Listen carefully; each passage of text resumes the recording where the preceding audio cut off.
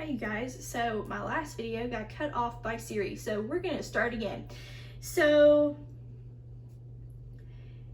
let's talk about the Renaissance outside of Italy. So remember in the 1300s you had the bubonic plague, and it really decimated the population in Europe for a time, and it takes a couple of generations, about 100 years, to really start to rebuild again. And so that decrease in population that we have had from the 1350s, from the plague, by 1450 it's starting to grow again. France and England are often at war with one another, and they're at war on and off for about 100 years. And so that officially ends in 1453. Now, war can be destructive, and it definitely was to a lot of areas in Europe. And so those areas start to rebuild, and cities begin to grow again, and people start moving to those cities because they're growing. So this leads to a greater growth in cities, which can lead to an easier spreading of Renaissance ideas. And so Renaissance ideas spread outside of Italy, and it does it in one of two ways generally.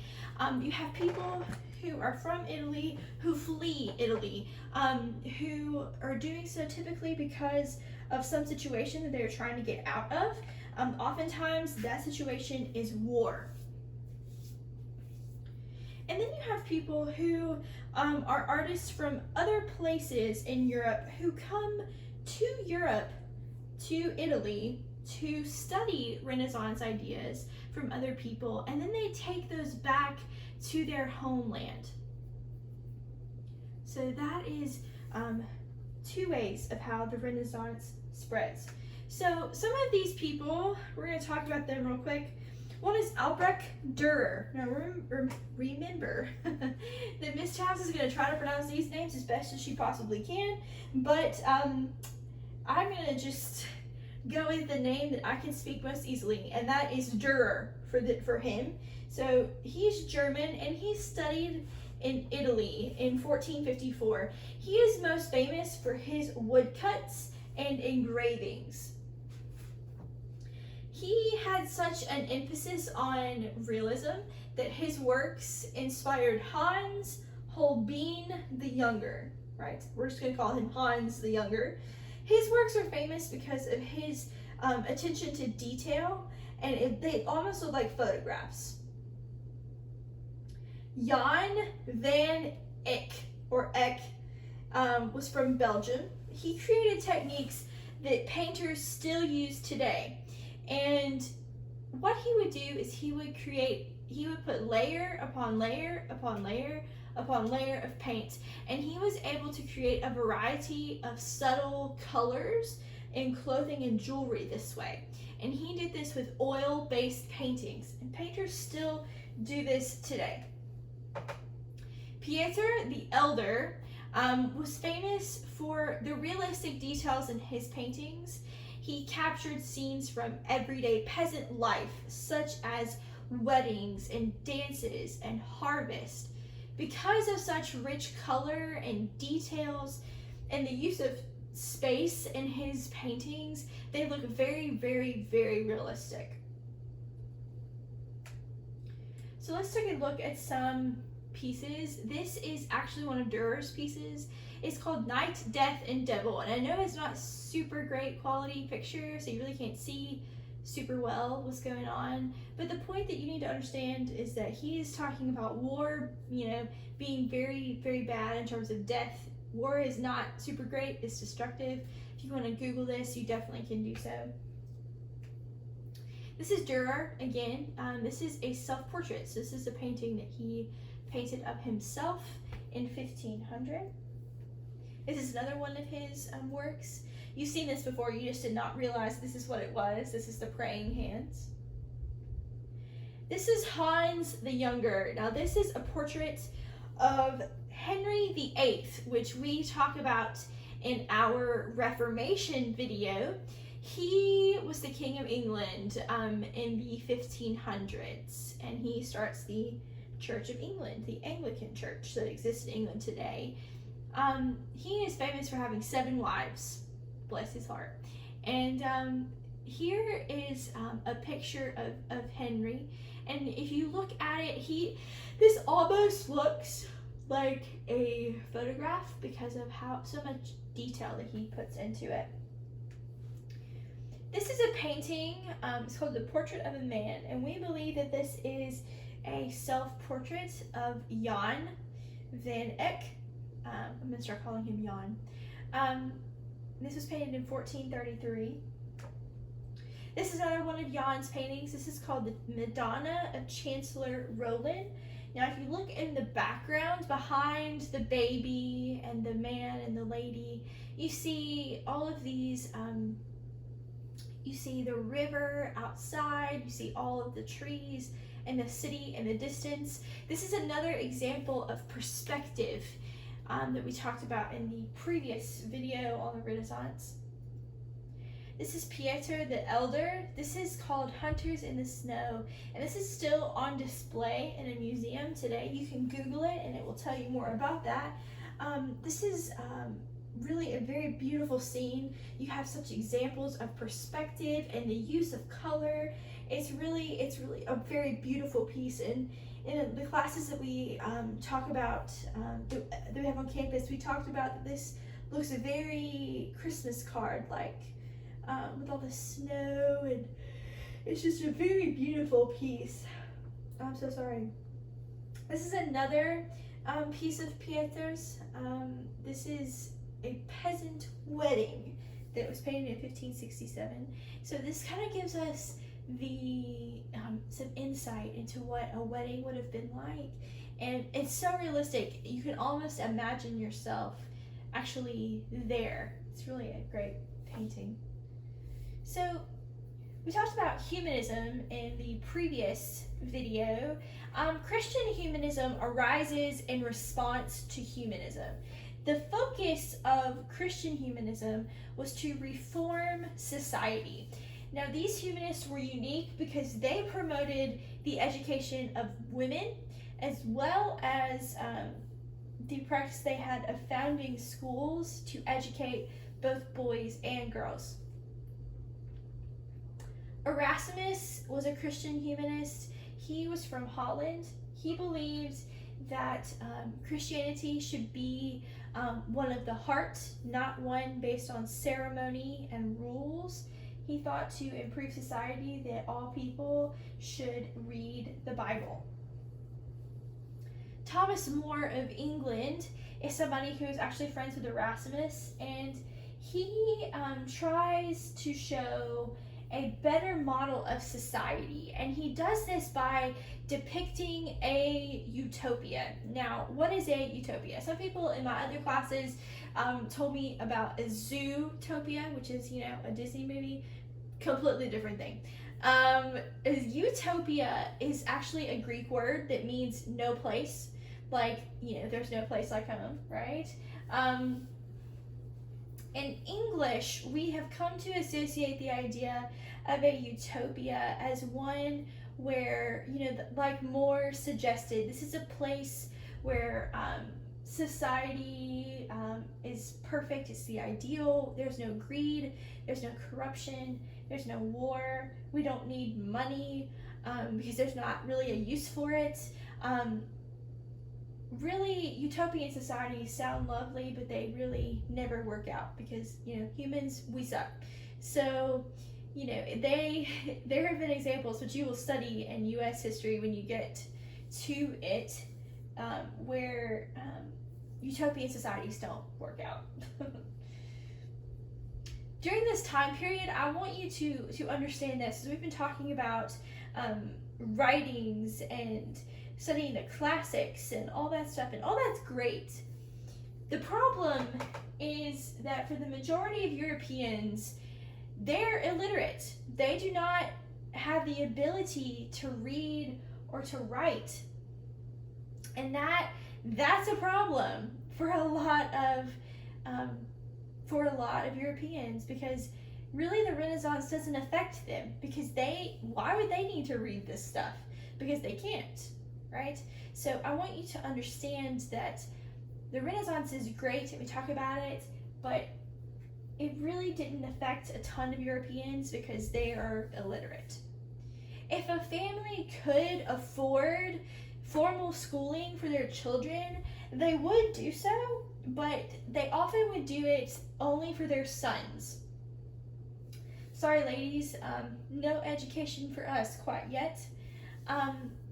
Christine is somebody who was the exception to the rule. She was an educated writer, and she was a very prolific writer too, and she was one of the first European writers to really question the different treatment of boys and girls in society. So the Renaissance spreads to England in the mid-1500s, and we call this period the Elizabethan Age, after Queen Elizabeth I. And we'll talk more about her in the Reformation video, so keep her name in mind. Elizabeth was a very educated woman. She spoke English and French, Italian, Latin, Greek. She wrote poems, she wrote music, and so because of her education, and she supported the development of the arts. And one man in particular that we talk about from the Elizabethan age is William Shakespeare, and he is arguably one of the most famous, if not the most famous writer to come out of the Elizabethan age. He revered the classics and drew on them for inspiration.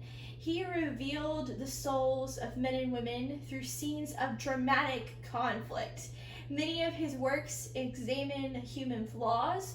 Some of his works include Macbeth, Hamlet, that should say Romeo instead of Rome, Romeo and Juliet, King Lear, and Othello. Those are tragedies where somebody dies, which are supposed to be sad. A Midsummer Night's Dream and The Taming of the Shrew are comedies. The Midsummer Night's Dream is one of my favorite Shakespeare works because it's about love and it's really quite funny. I really enjoy it. So Shakespeare's works are extremely important. Even to this day, Shakespeare has been dead for over 400 years. He died in 1616, but his works we still use today.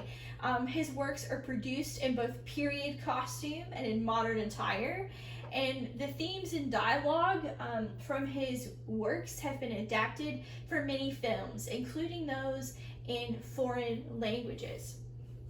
If you take a look of the large photo of the man on the left, he is dressed, that is a version of Othello, and he is dressed in period dress. That is actually Lawrence Fishburne, a famous actor.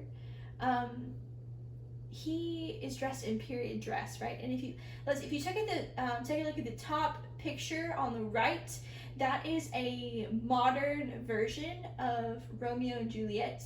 That is Leonardo DiCaprio, and I'm pretty sure that's Alicia Silverstone, but I could be entirely wrong about her. The important thing about that, though, is that is Shakespeare in a more modern setting. And if you look at the bottom photo, that is 10 Things I Hate About You, which is a classic, by the way. And it is an adaptation of The Taming of the Shrew. The middle photo with the man with a helmet that looks like horns coming out of it, that is an adaptation of King Lear, which is a play that Shakespeare wrote, and that is a Japanese film. So Shakespeare works are still used across many different societies today. One of the last things I want to talk about in the Renaissance is the art of making books and how that is transformed during the Renaissance. So before we have the printing press, which is developed in during the Renaissance, you actually had to hand write books. And so in 2700 BC, the Egyptians would write books on scrolls of papyrus, which is a type of paper.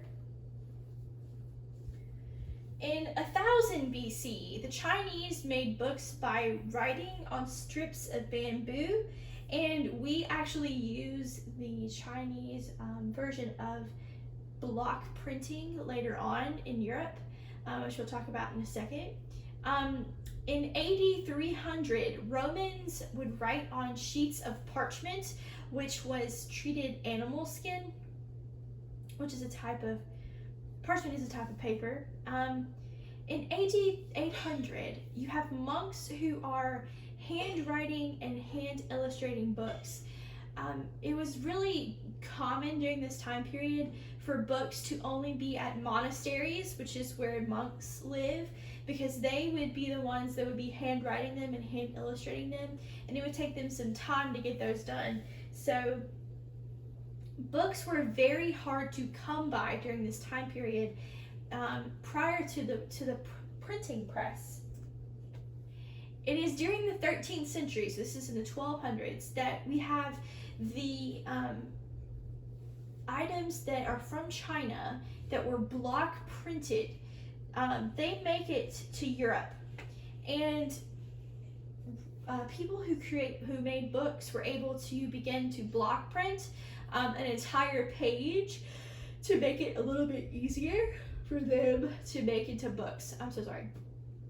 In 1440, Johann Gutenberg, who is from Germany, he develops a printing press that incorporates new technologies, and this is extremely important because they are able to create thousands of books in the amount of time that it would take them to actually physically hand write one book.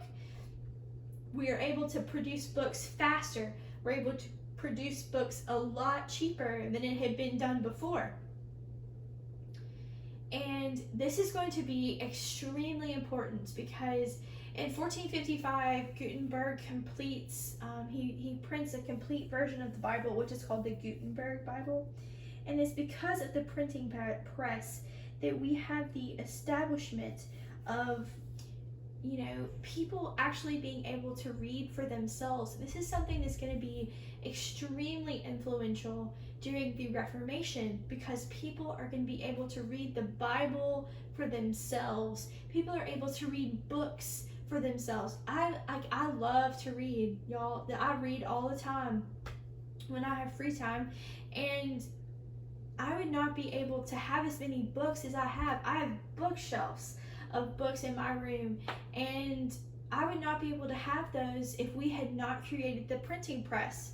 More and more people are able to buy books because it's cheaper, it's faster, and this is going to be extremely, extremely influential, and it's going to be this is a major event in the Renaissance. If there is nothing else that you get out of this chapter, the printing press is something that you need to remember because it is definitely going to be on your test. I hope that this has been helpful for you in studying for the test.